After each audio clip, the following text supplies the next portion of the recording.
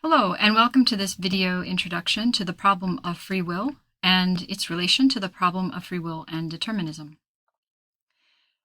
The problem of free will can be broken down into two main parts, the existential problem and the conceptual problem. In effect, the existential problem is the challenge of answering a seemingly simple question. Do we have free will? Seems like the only two options here are either yes, we have free will, or no, we don't. Since these are fundamental views in response to the existential problem, these are going to have names. The view that yes, we do have free will, we'll call free willism. The view that no, we don't have free will, we'll call no free willism. This is basically the existential problem, settling whether or not we have free will. Now, what kind of problem is this? Well, what we're looking at here is a statement, the statement that we have free will. And as we've discussed, a statement is a special type of sentence that can either have a truth value of true or a truth value of false. So, which is it? Before we launch into that discussion, let's just take a brief moment to remind ourselves how statements work and how they get their truth values. So the statement we have free will is just the same as a statement like the cat is in the box. So the cat is in the box is a statement. It can be either true or false. The truth value it gets is dependent on the way the world is. The facts about where the cat that we're talking about and where the box that we're talking about are in relationship to each other. If the cat is in the box, then the statement the cat is in the box gets the truth value true. If we have people who have beliefs about the truth value of the cat in the box, the person who has the belief that the cat in the box is true has a true belief, and the person who believes that the truth value of the statement the cat is in the box is false has a false belief about the truth value of that statement. In the end, it's reality that settles whether the claim is true or false, not our beliefs about it. It's the same with the claim that we have free will. It's going to be reality that settles whether or not it's true that we have free will or not, but it's going to be far more difficult to take a look behind the curtain to see what that reality is. And so we're going to have to navigate the attempt to find out what's behind there by looking at the debates between the people who think and argue that it's true that we have free will and the people who believe that the truth value is false. And these guys are going to give us different arguments and thought experiments to try to persuade us that they've figured out what's behind the curtain.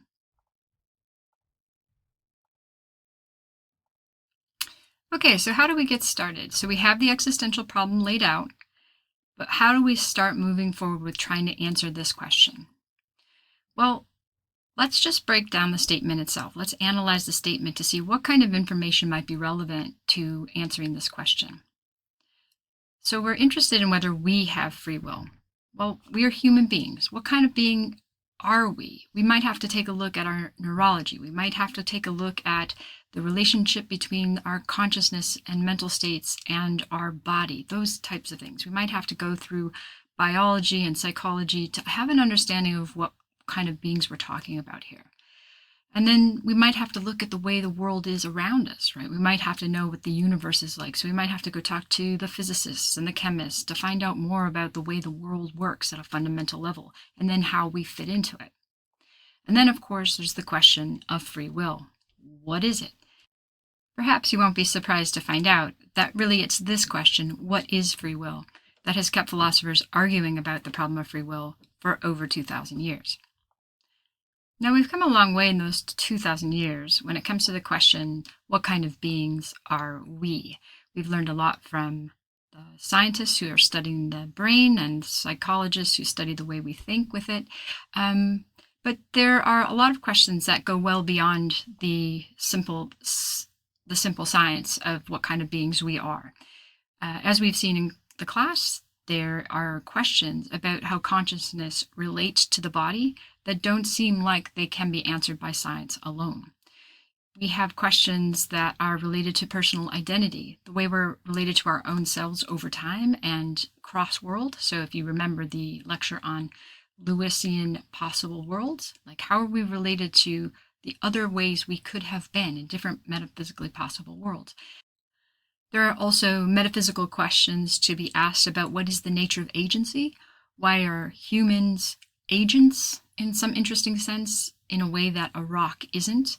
And how much agency do frogs have compared to cats, to dogs, to humans, to supernatural beings? We have to go into the science, though, as well, and it has a lot to teach us about this question, and philosophers are interested in the neuroscience.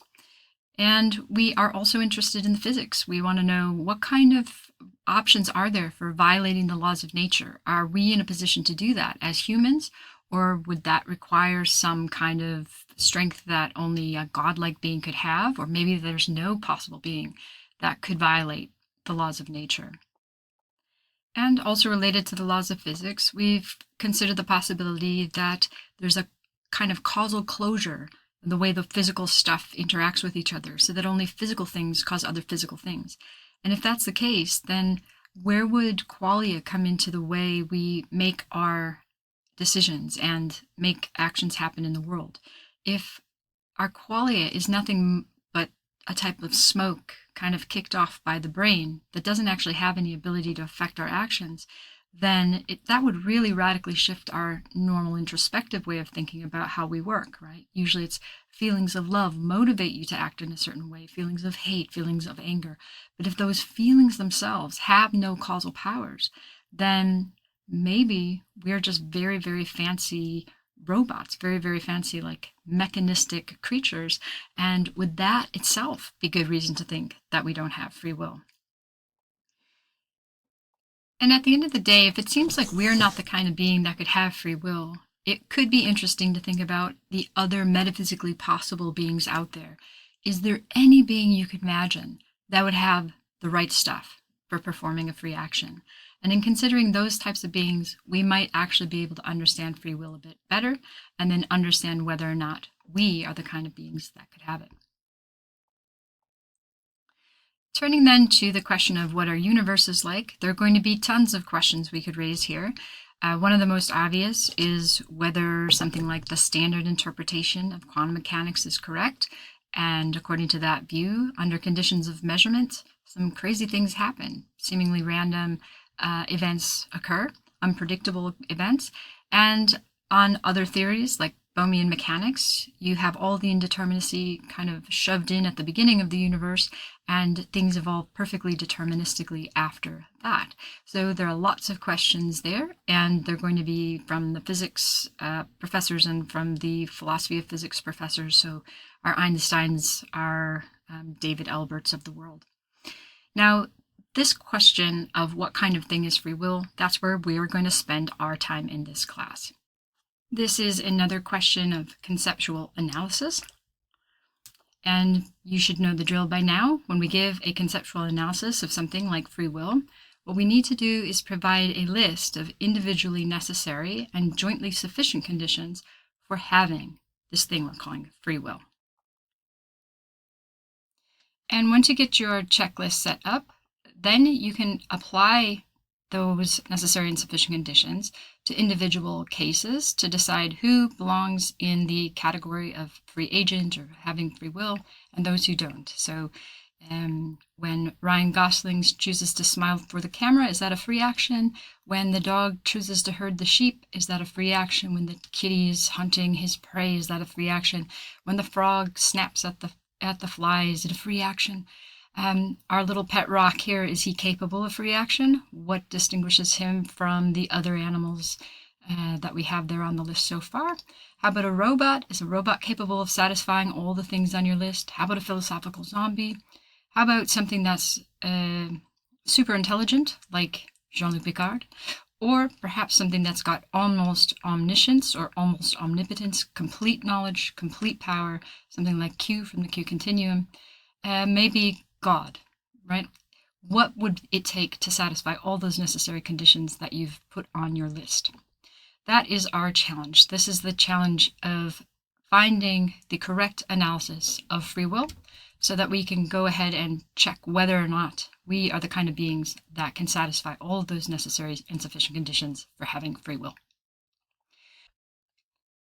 Now, hopefully it's pretty clear that we need to solve the conceptual problem before we make headway on solving the existential problem. Because even to make sense of the question, do we have free will, we have to know what the word free will means. And it's our conceptual analysis that's going to supply that meaning. So even though the existential problem is probably the one that you care about the most, whether or not we really have this free will thing, it's the conceptual problem that we need to focus on, because that's where all the action is. That's where we're going to decide what it is we're even asking about when we ask about whether or not we have free will. Okay, so we're making a little bit of progress. We have our checklist here. We know what the job is, but that's a really empty slate. This time we didn't get any help from Socrates. He didn't even give us one necessary condition to put on our list. So we're starting from scratch. So what do?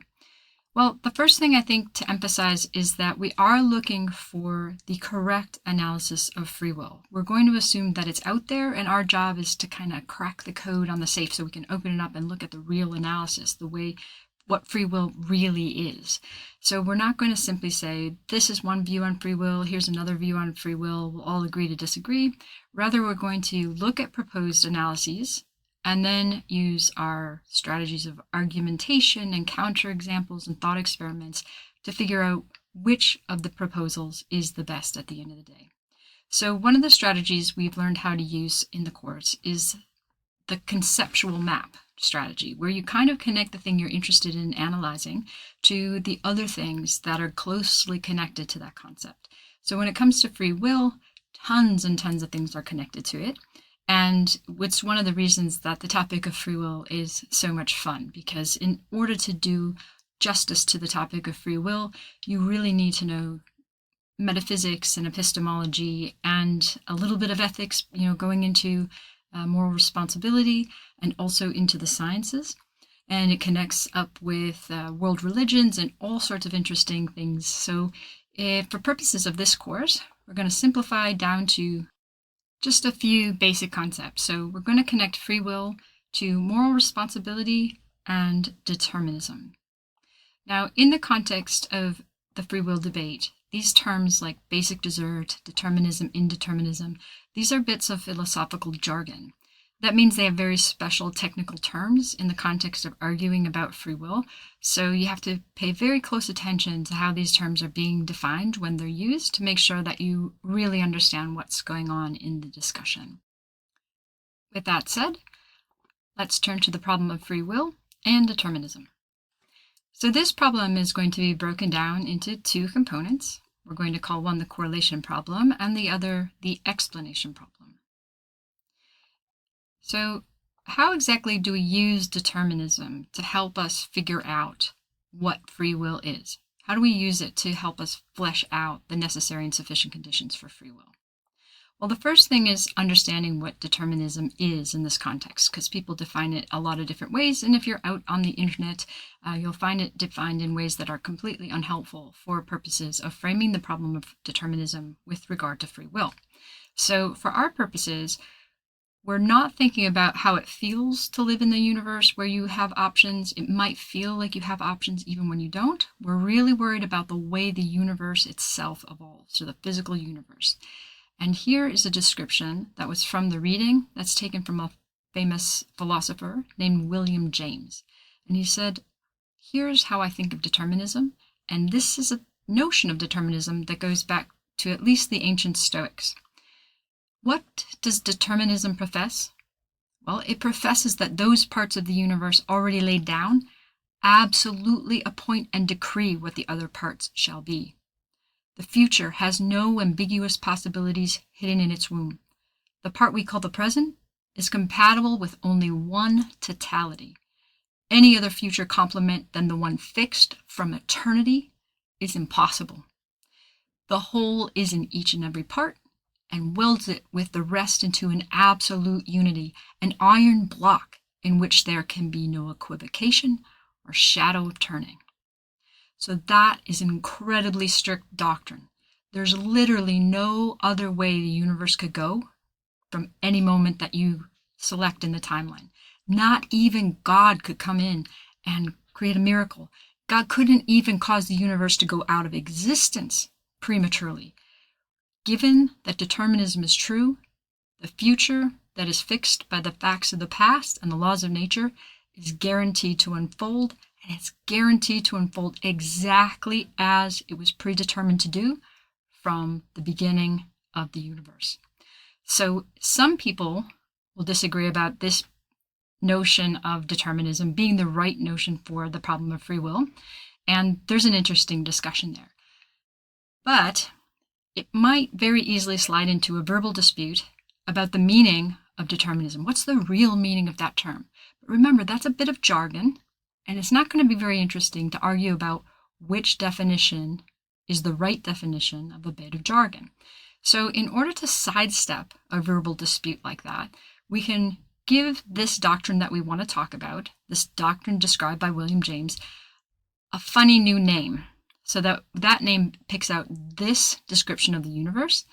And then if someone wants to use the term determinism for something else, they're welcome to it, but we can keep the ambiguity of determinism from interrupting our discussion by saying, well, look, if you want to use determinism for something else, that's fine, but we'll call this inevitabilism then. We'll say it's just the view that given the laws and the facts of the past, one future is inevitable.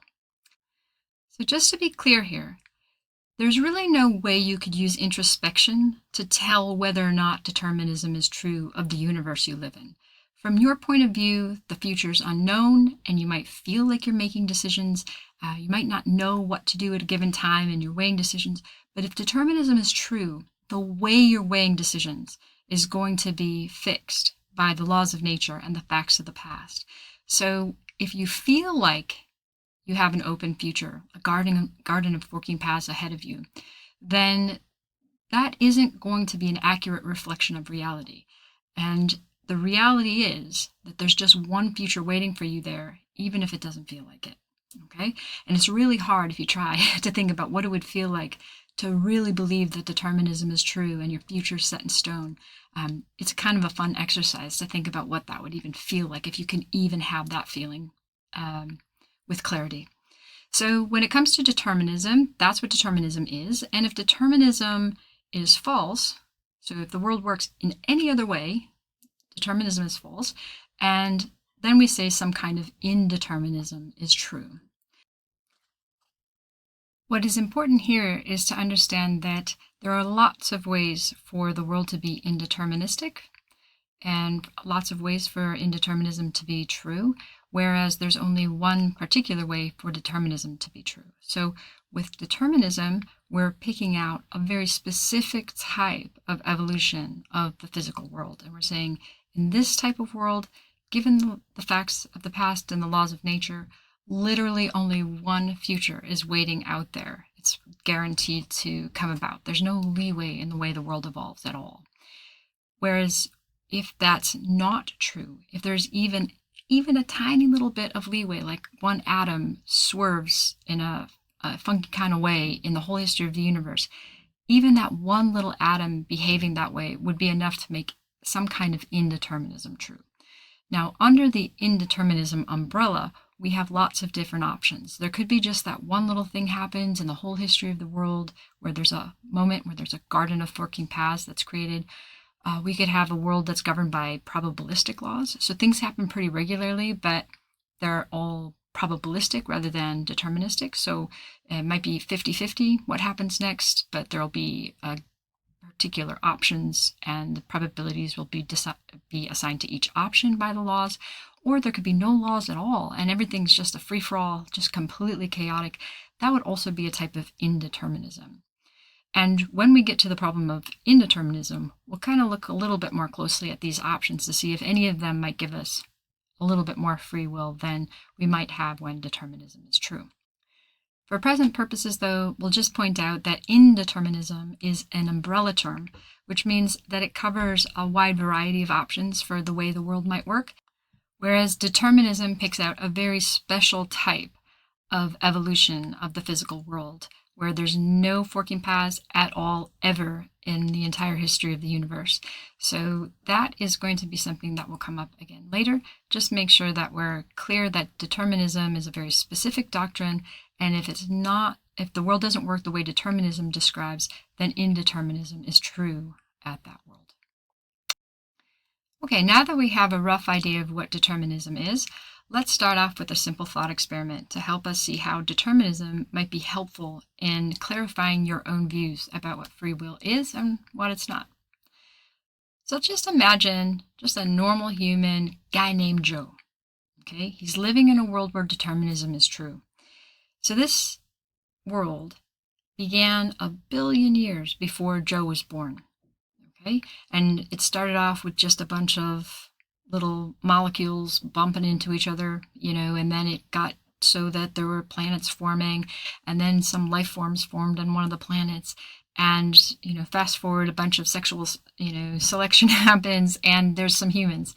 And from the beginning of time, okay, in Joe's universe, it was inevitable that at a very specific time later in the timeline, Joe's parents would meet, they would fall in love, the mom would get pregnant, the baby would be born, the baby would grow up in a very particular way, in a very particular town, and every single thing about him, every atom in his body, it was predetermined where it would be from the beginning of the universe, because the laws of nature in Joe's universe are deterministic. They make determinism true. Okay? Now, as Joe gets older, Joe has a bad day.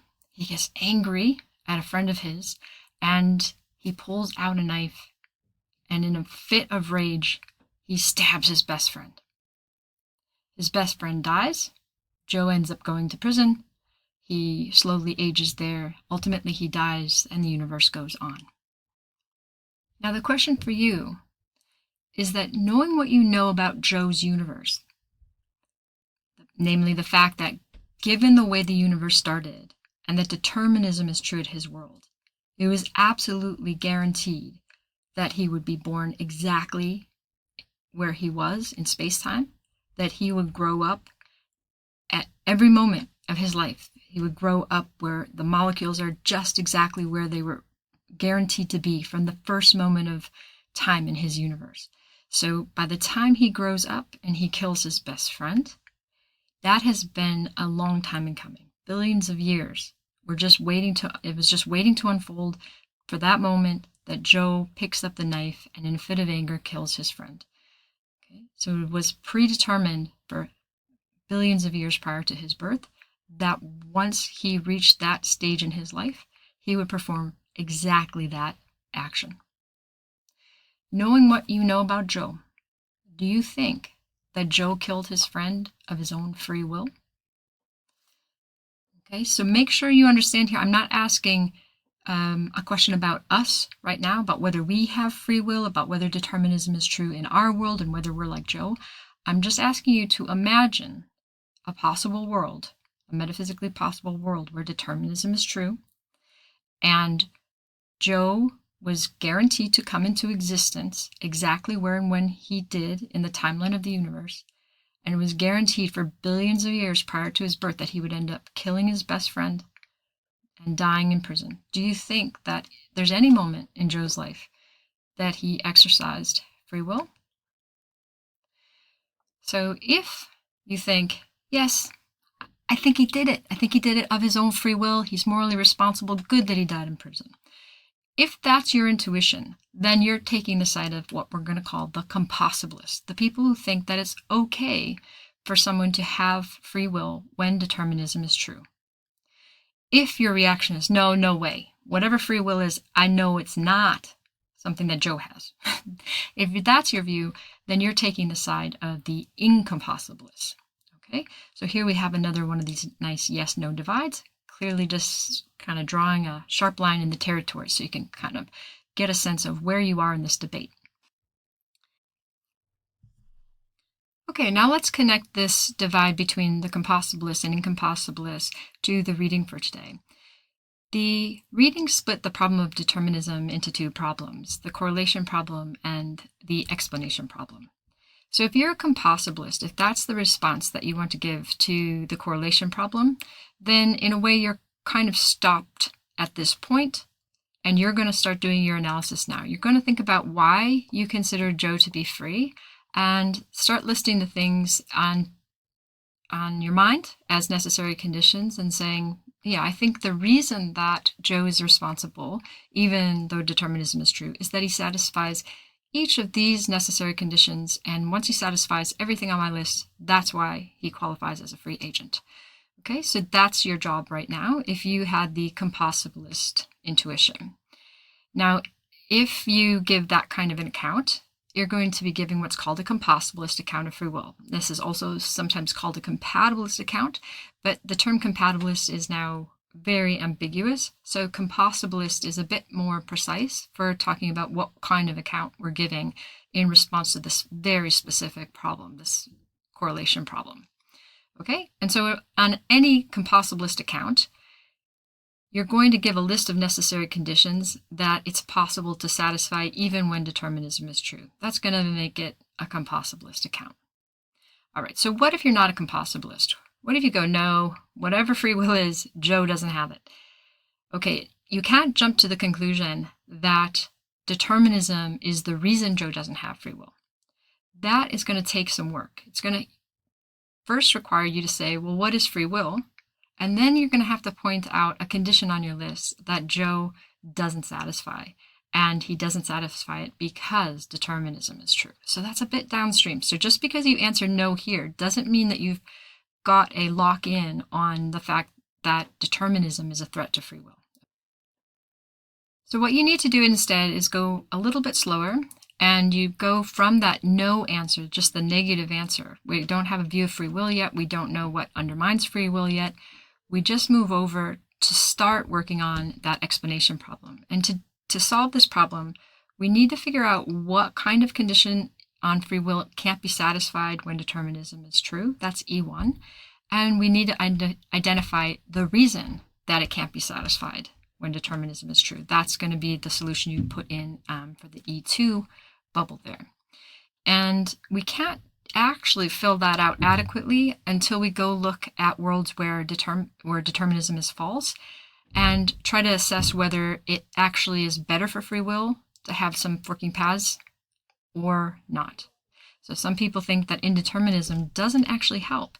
And by best explanation reasoning, if they're right, it means that determinism isn't what hurts. I know that was a bit quick now, but hopefully by the end of the unit, that will be something that you're able to understand pretty well. For now, we'll just keep moving forward and just summarize what we've done here. We've roughly laid out what we call the paradox of indeterminism. So the reason it's a paradox is that a lot of people look at worlds where determinism is true. They look at someone like Joe and they say, whatever free will is, that guy doesn't have it. But when we look more closely at worlds where indeterminism is true and things are happening randomly or probabilistically, it doesn't seem like that makes you any more in control of your actions. And either determinism is true or it's false. So there aren't any more options to consider. If you can't get free will when determinism is true, and no way of making determinism false would help you act any more freely than you did when determinism was true, then there's no possible world, no metaphysically possible world where you're acting freely, where any human is acting freely, in which case it seems like free will is metaphysically impossible. And if that's the case, then we actually do know that we don't have free will. If free will is metaphysically impossible, it's metaphysically impossible means it's impossible in all worlds, all metaphysically possible worlds. And our actual world is just one of those worlds. Okay, so it might turn out that we don't even need to know whether determinism is true or false in our actual world to be sure that we don't have free will here. Okay, so that is the underlying structure of the problem, and we will be returning to this later in the course. The big thing to pick up on now is that when you're an incompossibilist, you are trying to use determinism to figure out what to include on your list of necessary conditions for free will, so that we have a way of contrasting someone who's taking on this challenge when they're working on their conceptual analysis of free will in contrast to what those compossibilists are doing. We're going to say these guys are working on giving an incompossibilist account of free will. And there's Very simply, that just means that these guys are trying to give an account, an analysis of free will, which includes at least one necessary condition that is impossible for a human to satisfy when determinism is true. Now, it doesn't mean that determinism is the reason they can't satisfy that necessary condition, and it doesn't mean that if indeterminism is true, that they could satisfy that necessary condition. All that's up in the air, okay? All we have here is that you're an incompossibilist if you think that there's at least one necessary condition on free will that can't be satisfied by a normal human when determinism is true. Beyond that, lots of room for disagreement. Okay, so in the next few sessions, we're going to be looking at different compossibilist accounts and different incompossibilist accounts. And your job, as usual, will be to decide which views you think are the most plausible, which views you think are the least plausible, and in the end, which account of free will you think is correct. In the next session, we'll give you some help with that by considering a type of argument called the manipulation argument. See you next time.